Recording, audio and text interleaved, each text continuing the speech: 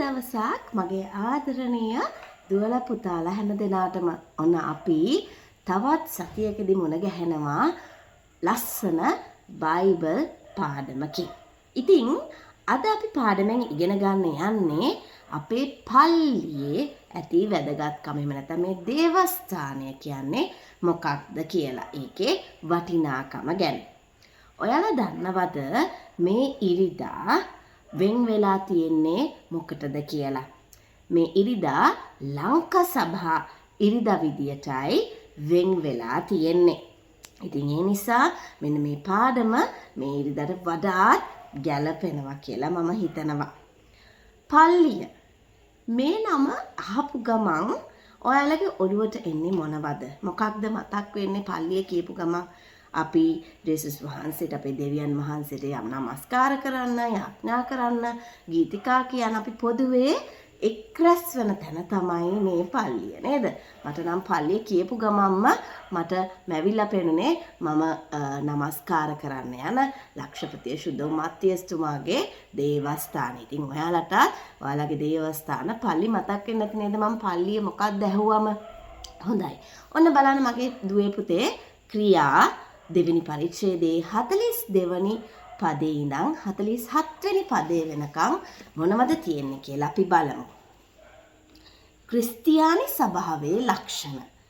ඔව්හු අපෝස්තලවරුන්ගෙන් ඉගැන්වීමෙහිද, සහභාගීකමෙහිද, පූප කැඩීමෙහිද, යාඥාවෙහිද නිරතව කල් ගත කළහ. සියලු දෙනා තුල ගෞරවාන්විත බිහිතියක් ඇති විය. අපෝස්තලවරු අතින් බොහෝ අරුම පුදුම දේ හා ලකුණු සිදුවිය. ඇදහිලිවතුන් සියල්ලෝ එක් වී හැමදේම පොදුවේ තබාගත්හ. ඔවුහු තමන්ගේ ඉඩකඩම් හා දේපල විකුණා එකිනෙකාගේ වුවමනාවේ හැටියට සියලු දෙනා අතර බෙදාගත්හ. තවද ඔවුහු දිනපතා නොකඩවම එක් සිත්ව දේව මාලිගාවේ රැස් වෙමින්ද, ගෙයින් ගෙට යමින් පූප කඩමින්ද, තම තමන් අතර ප්‍රීතියෙනුත් ත්‍යාගිවන්ත සිතිනුත් ආහාර බෙදා ගනිමින්ද, දෙවියන් වහන්සේට ප්‍රශංසා කරමින් හා සියල්ලන්ගේ ප්‍රසාදය ලබමින්ද කල් යවූහ. සමිදානන් වහන්සේ ගැලවීම ලබන්නන්ගේ ගණන දවසින් දවස වැඩි කර වදාළසේක. හොඳයි. මේ මම දැන් කියවපු බයිබල් කොටසේ අපිට පෙන්වලා දෙනවා අපේ මුල් සභාවේ නැත්තම් මුල්ම පල්ලියේ හිටපු ඇදහිලිවන්තයන්ගේ සහභාගීකම එකමුතුකම ගැන. ඒ කොටසේ කියනවා එයාලා එකට යාඥා කරපු විදිහ ගැන. එහෙම නේද? ඉගෙන ගත්ත විදිහ, අනිත් අයට උගන්වපු විදිහ, ඒ වගේම අන් අයත් එක්ක සහයෝගයෙන් ප්‍රේමයෙන් හිටියා කියලා. ඒ විතරද? එයාලා කෑම බීම පවා එකිනෙකා අතර නිවෙස් අතර බෙදාගෙන බොහොම සාමයෙන් සමගියෙන් දෙවියන් වහන්සේගේ වචනේ ප්‍රචාරය කරමින් කල් ගෙව්වා. ඇදහිලිවන්තයන්ගේ අත්දැකීම් එතනදී අපිට පෙන්නලා දුන්නා. ඒ වගේම කොහොමද දෙවියන් වහන්සේ කාලයත් එක්කම ඒ සභාව වැඩි වර්ධනය කළේ කියලා කිව්වා. ඒක කිව්වා නේද? සභාව දවසින් දවස වැඩි කර වදාළසේක කියලා. මේ බයිබල් කොටසේ අපිට පෙන්නලා දෙනවා පල්ලියක වටිනාකම. එකට එකතු වෙලා සමගිම වැඩ කිරීමේ වැදගත්කම. ඒ වගේම එකිනෙකා අතර තියෙන හිතවත්කම්, යාළුකම් මේ කොහොමද අපි මුල් සභාවේ දැක්කේ, ක්‍රියාත්මක වුණේ කියලා. අපි බොහෝ දෙනෙක්ට තියෙනව නේද ලස්සන පල්ලියක් මේ වෙලාවේ. ඔන්න බලන්න මම ඕගොල්ලන්ට පෙන්වන්න යනවා අපේ ආසන දෙව් මැදුර. මේ වෙලාවේ මම මේ ආසන දෙව් මැදුරට ගිය වෙලාවකදී ගත්ත විස්තර ටිකක් බලන්නකො, පින්තූර ටිකක්.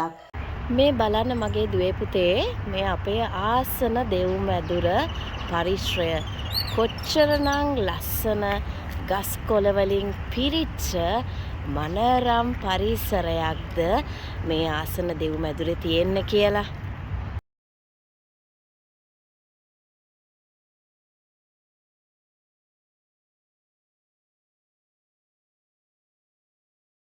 බොහොම ලස්සන වටපිටාවක පිහිටලා තියෙන මේ අපේ මුල් ආසන දෙව්මැදුර. බලන්න ඒකේ වටපිටාව හරිම ලස්සනයි. බලන්න මේ ලොකු පල්ලියක් තියෙන ඇතුළත ඒ වගේම බොහොම ලස්සන ස්ථානයක්. ඔයගොල්ලෝ දන්නවද මේක කොහෙද තියෙන්නේ කියලා? කොළඹ බෞද්ධාලෝක මාවතේ තමයි මේක පිහිටලා තියෙන්නේ. සමහර දුවල පුතාලා නම් ගිහිල්ලා ඇති. ගිහිල්ලා නැති දුවල පුතාලා මේකෙන් බලා ගන්න. එහෙම නැත්නම් ඔයාලට දැන් තාක්ෂණය ඔස්සේ බලන්න පුළුවන් කොයි වගේ ස්ථානයක්ද මේක කියලා. ඊටමත් මනරම් තැනක් නේද? ඉතින් අපි එක සමූහයක් එක ජනතාවක් විදිහට අපේ පල්ලිය ගැනත් එහි වැඩි වර්ධනය ගැනත් අපිට පුළුවන් උපරිම දෙයක් කරන්න ඕන. දැන් සමහර දොළ පුතාලට ලස්සන ලොකු පල්ලියක් තිබුණාට සමහර නගරයෙන් ඈත පිට පළාත්වල අයට ගොඩාක් එක්රැස් වෙන්න පහසුකම් තියෙන පල්ලියක් නැති වෙන්න පුළුවන්. ඒ කොයි විදිහේ තැනක් වුණත් පුංචි කාමරයක තුල ඔයගොල්ලෝ පොඩි පල්ලිය පවත්වාගෙන ගියත් ස්වාමින් වහන්සේ ස්ථානයට ආශිර්වාද කරන. මොකද ඔගොල්ලෝ රැස් වෙලා ඉන්නේ උන්වහන්සේගේ නාමයෙන් නිසා. අපේ පල්ලියෙන් එක් රැස් වෙන තැනින් අපිට ලැබෙන ආත්මික පෝෂණය, සහභාගිකම, ආදරය, රැකවරණය අපේකම විතරක් නෙවෙයි. ඒකේ කොටසක් වෙලා අපි කොහොමද ඒකට වටිනාකම එකතු කරන්නේ? ඒකේ වැඩි වර්ධනයට වැඩ කරන්නේ. අපේ පල්ලියෙන් වෙන දේව සේවය තව තවත් වැඩි කරගන්නේ කොහොමද කියලා අපි සොයා බලන්න ඕනේ. ඒ වෙනුවෙන් වැඩ කරන්න ඕනේ. ඒ විතරක් නෙමෙයි. අපි ටිකක් හොඳින් පහසුකම් තියෙන පල්ලියක් නම් එහෙම පහසුකම් අඩු පල්ලියක් මේ ලංකාව පුරා තැනකින් අපිට හොයා ගන්න පුළුවන්. ඒ අයට අතහිත දීලා එයාලට දේව නමස්කාරයට එක්රැස් වෙන ස්ථානයට උදව් කරන එකත් සභාවේ වැඩි වර්ධනයට ඔයාලට කරන්න පුළුවන් දෙයක්. දේවස්ථානය, පල්ලිය හරි වටින දෙයක්. අපේ වෙලාවෙන් කොටසක් වෙන් කරලා ඒක බලන්න යන්න ඕනේ. ඒකේ වැඩි වර්ධනයට වැඩ කරන්න ඕනේ. ඒ වගේම එතනට අපිට පුළුවන් විදිහට වටිනාකමක් එකතු කරන්න ඕනේ.